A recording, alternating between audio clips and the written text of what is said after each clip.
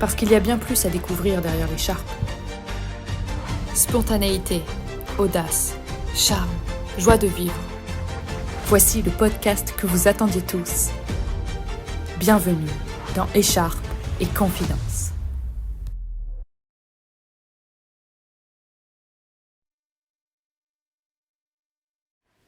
Bonjour et bienvenue dans Écharpe et Confidence. Deuxième épisode, nouvelle rencontre. Ici, on est là pour être à l'écoute de celles qui, derrière l'écharpe, ont bien plus à partager qu'une image ou qu'un titre. Aujourd'hui, on a la chance d'accueillir première dauphine Miss Drôme 2025, Eva Vial.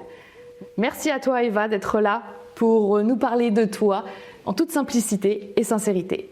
Merci beaucoup, merci d'être là, c'est avec un grand plaisir. Je suis très contente d'être ici avec toi aujourd'hui. Merci, c'est vrai qu'on a partagé un petit bout de notre histoire ensemble déjà, parce que je suis ta deuxième dauphine. Oui, c'est ça. Exactement. Et donc du coup, c'est vrai qu'on s'est parlé lors d'élections, on s'est rencontrés sur plusieurs événements toutes les deux, c'était très sympathique. Oui. Mais aujourd'hui, on est là pour être un peu plus intime et au calme.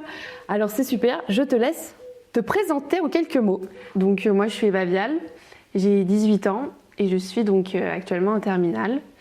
Et donc je suis la première dauphine de Miss Drôme 2025 et donc candidate à Miss Rhône-Alpes 2025.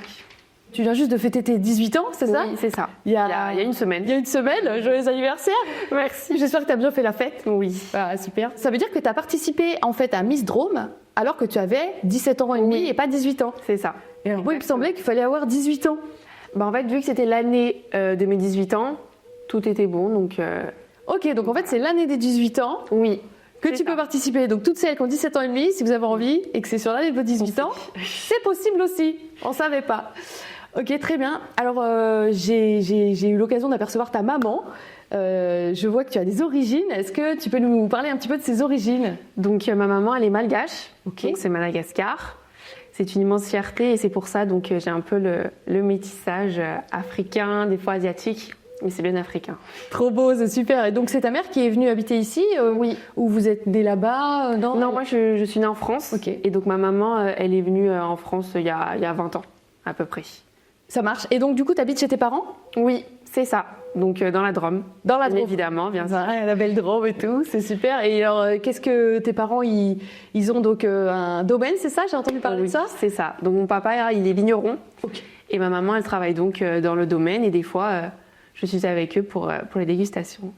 Alors tu les aides? Oui, c'est ça. Tu fais des vendanges? Oui, aussi. Mais je préfère tout ce qui est dégustation, parler avec la clientèle, tout ça, c'est quelque chose que j'adore.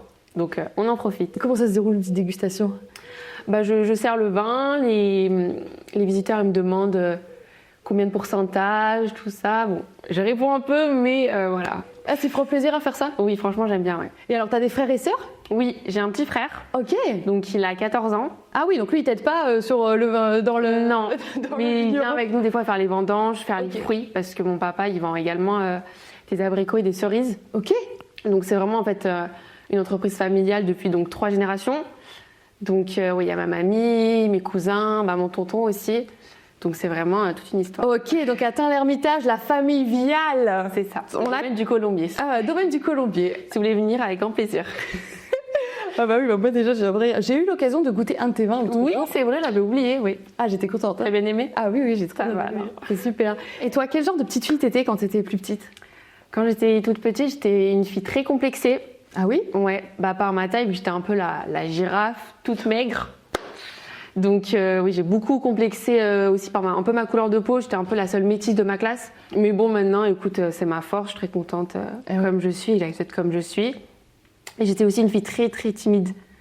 On dirait pas, mais je stressais énormément. J'étais anxieuse. Oui, tout le monde me le dit, mais vraiment, je pouvais pas parler devant quelqu'un. Je paniquais. C'est incroyable ça, parce que tu sais que quand même, pour moi, t'es la fille pas stressée de l'élection. Quand je te demande comment tu te sens, t'es jamais stressée. Oui, c'est vrai. Mais je sais pas ce qui s'est passé entre-temps. Il y a une transition où vraiment, je suis devenue l'opposé d'avant, en fait. Incroyable, ça. Bah, tu peux être fière de toi. Bah, franchement, tant mieux. Hein. Je suis contente. Bah oui, c'est sûr, ça aide, hein, exactement. Et alors, l'autre jour, quand tu es arrivée aux répétitions pour l'élection, tu es arrivée toute bronzée. Et donc, Bon, t'as fait des jalouses ce jour-là. Et alors, en fait, tu voyages beaucoup avec tes parents? Oui, ce c'est ça. jour-là, t'arrivais de Thaïlande, c'est ça? De Thaïlande, oui. Donc, avec ma famille, on voyage énormément. Donc, c'est vraiment une super opportunité et une très grande chance. Donc, c'est pour ça, des fois, j'ai le bronzage qui ressort régulièrement. Vous voyagez souvent? Oui, 2 fois par an. 2 fois par Oui. an. Donc, c'est quand même énorme. Et est-ce C'est que trop bien. vous êtes allé à Madagascar? Bien sûr. Bien sûr. On essaye d'y aller tous les 3 ans à peu près. Ok. Parce que du coup, j'ai ma famille là-bas et c'est quand même hyper important. Et c'est quand même un très beau pays avec une énorme culture. Donc, on essaye d'y aller le plus souvent possible. Oui. Là-bas, il y a beaucoup de familles, cousins. Oui, énormément. Est-ce qu'il y a une langue là-bas un petit peu Oui. spéciale? Le malgache. Le malgache. Est-ce que toi, tu parles un peu le malgache? Non, Non, je ta connais mère- quelques mots, Ok. mais je le parle pas du tout. Quel mot tu connais? Veloum, Veloum. ça veut dire au revoir. Ok. Mafan, chaud. Adzala, merde. Super.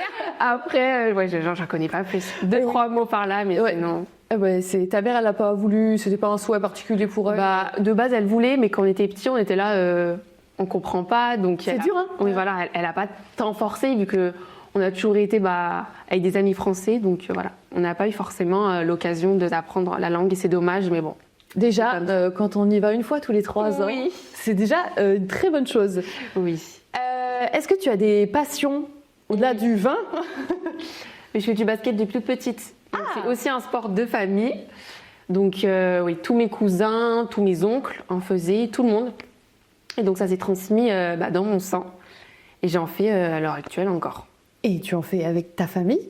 Non Des fois, on fait quelques matchs ensemble, mais j'ai une équipe de mon âge. Mais voilà. Ok, donc c'est plus une équipe avec des gens de ton âge, c'est ton club à toi? Oui, voilà, c'est D'accord. ça. Et puis, quand il y a réunion familiale, il y a basket familial. Voilà.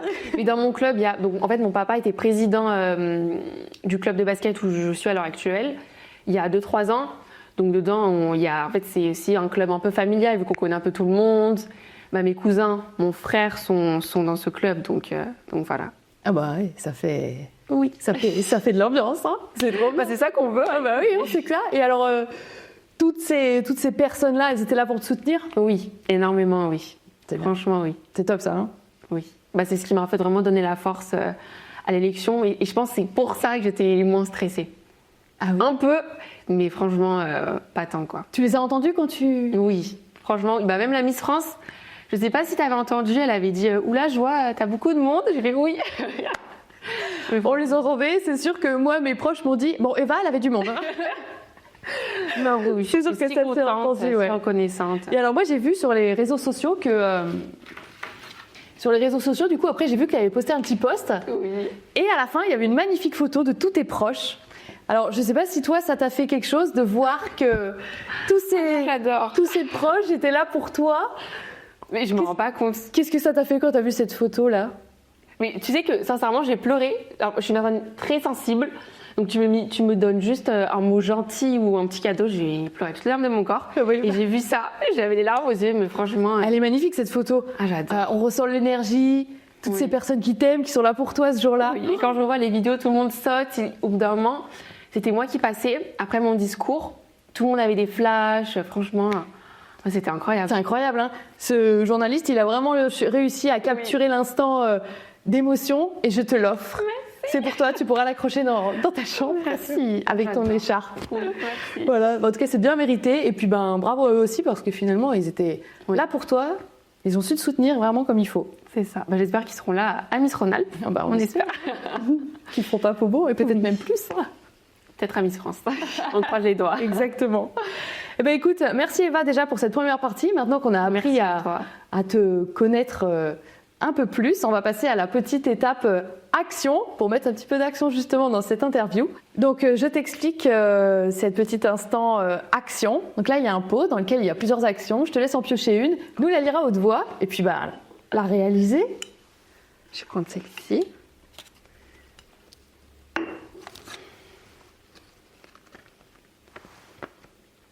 Tu vas lire cette recette, mais en la chantant sur l'air d'un Disney. Le but, c'est que je devine lequel c'est. Ok.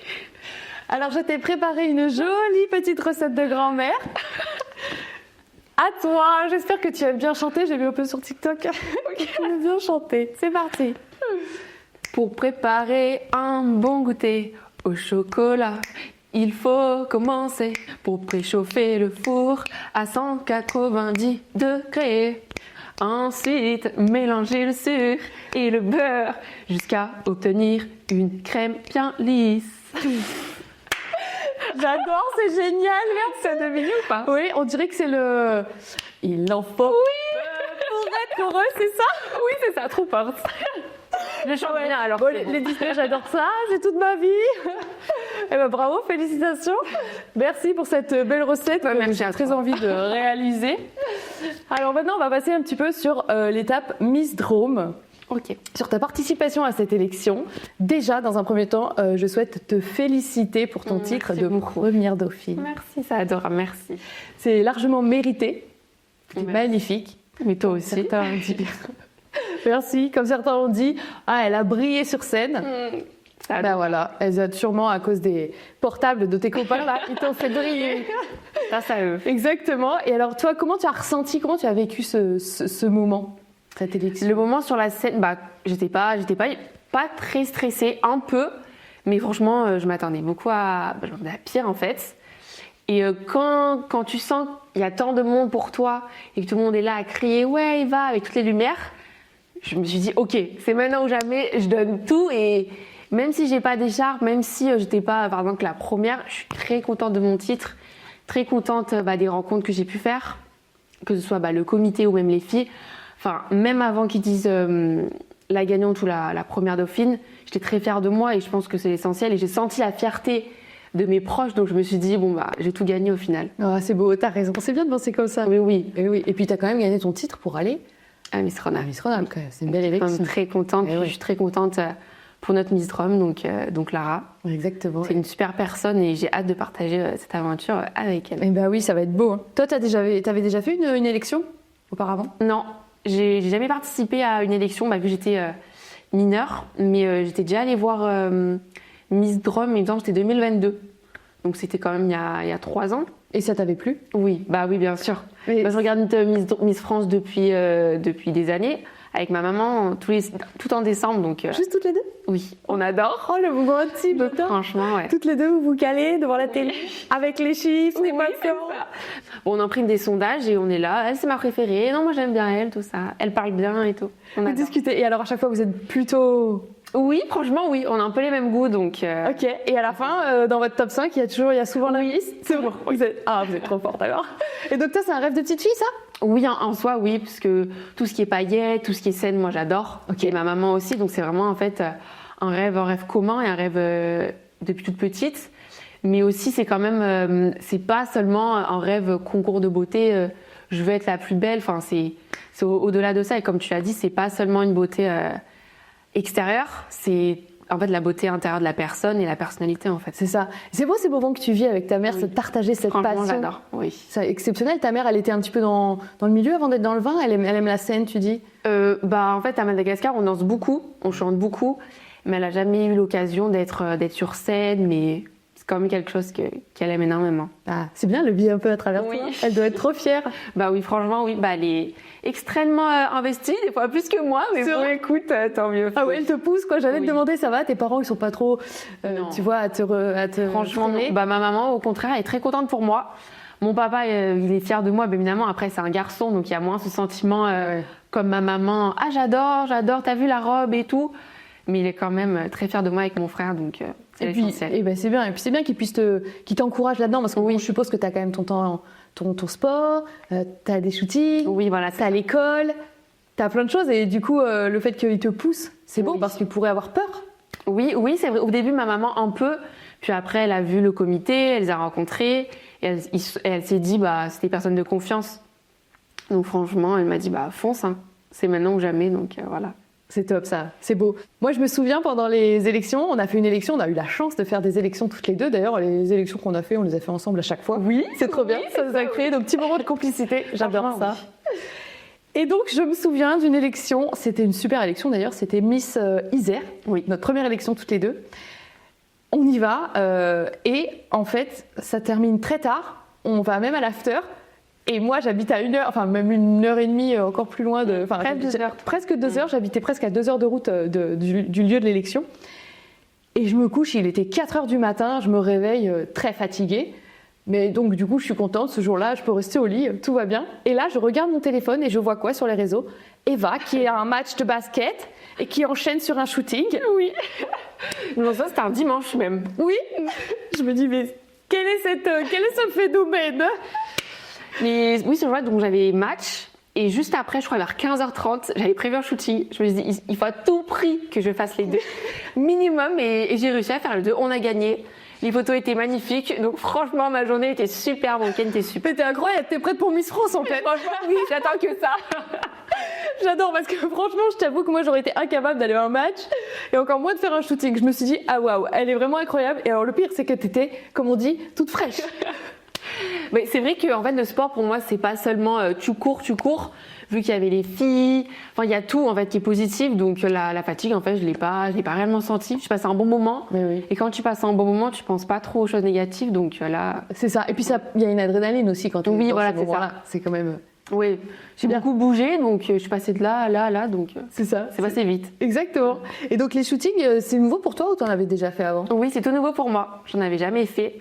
J'ai jamais bien eu l'occasion de le faire. Puis, je voyais pas trop l'intérêt vu que j'étais, la basketteuse qui va au lycée. Et là, vu que j'ai l'occasion de le faire, franchement, j'en profite. Puis j'adore. Je trouve que c'est un super moment. Je trouve que ça donne vachement mieux confiance en soi. Tu trouves pas? Si. Enfin, je sais pas, ça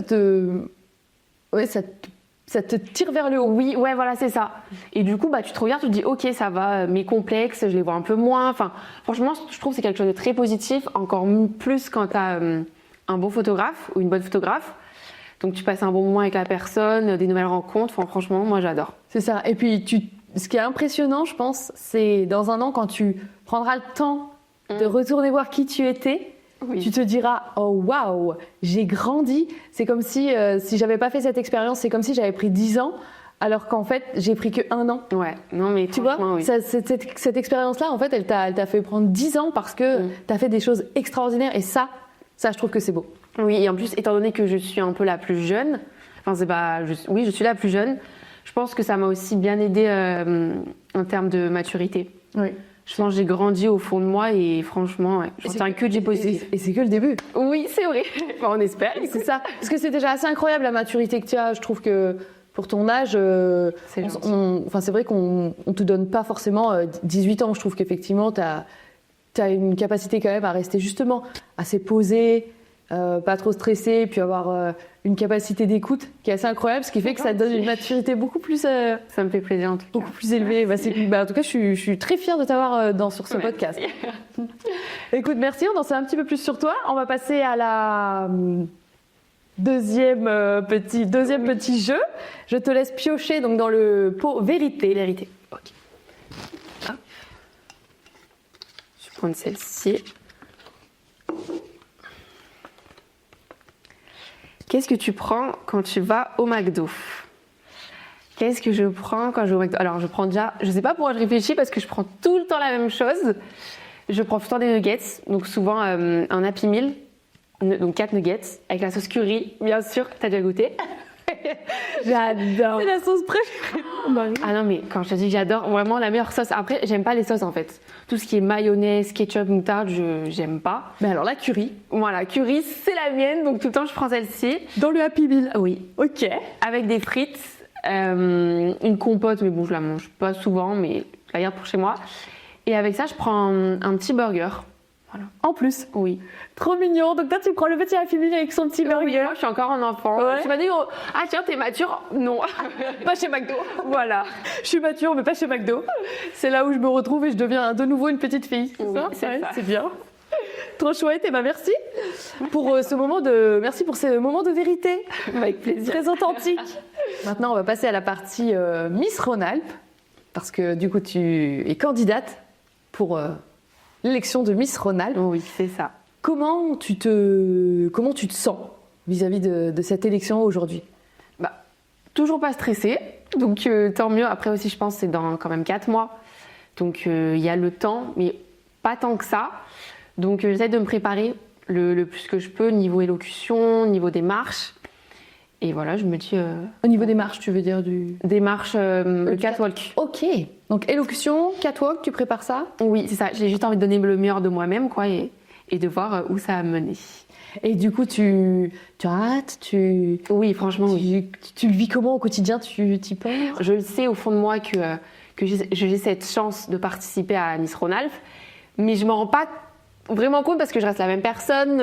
Des fois qu'on me dit « Ah, t'es Miss », je dis « Oui », mais pour moi, je reste la même. Je suis toujours Eva Vial, qui habite à Tain, et voilà, quoi.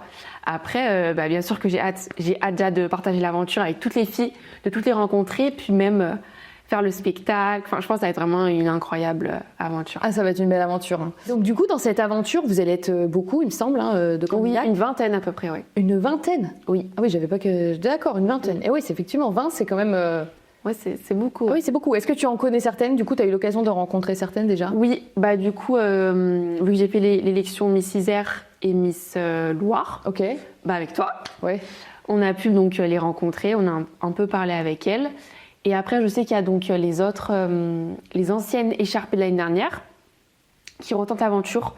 Donc on a pu un peu échanger, mais voilà. Après, je pense qu'on va tout apprendre à se connaître lors du week-end d'intégration avant le spectacle. Et oui, mais Lisa m'en a parlé un petit peu de ce week-end d'intégration, elle m'a dit que c'était prévu. T'es prête aussi? T'as réservé la date? Oui, bah bien sûr que j'étais obligée de réserver la date. Bah même, en fait, pendant les vacances, je pars en mois aux États-Unis et de base, je partais avant le shooting officiel. Sauf que du coup, j'ai dû décaler la date parce que bien sûr, je ne pouvais pas rater ça. Donc j'ai décalé mon billet d'avion pour être présente pour le shooting officiel de Miss Rhône-Alpes. Ok, parce que du coup, tu pars aux États-Unis pour faire quoi? Pour apprendre la nouvelle culture, apprendre surtout à parler anglais, c'est surtout pour ça. Donc dans une famille d'accueil. Donc voilà. Si t'étais élue Miss Rhône-Alpes, quelle Miss t'aimerais être? Moi, j'aimerais bien être la Miss vraiment dans la bienveillance. Donc j'aimerais déjà défendre une cause qui me tient à cœur.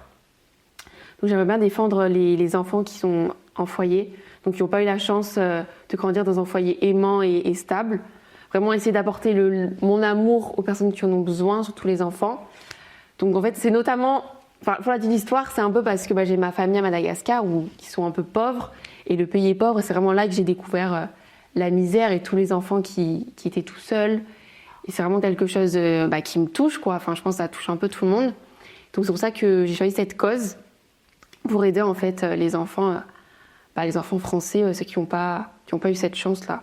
Ça fait mal ça quand on voit qu'effectivement tu as des enfants qui sont abandonnés ou qui manquent de soins. Oui, ouais. C'est vrai Ils que mangent très peu. Enfin, ça se voit sur leur corps, quoi. C'est là où on retrouve ton côté mature, tu vois, parce que c'est le genre de choses qui touchent les mamans éventuellement. Moi, ça me touche, Oui, ouais.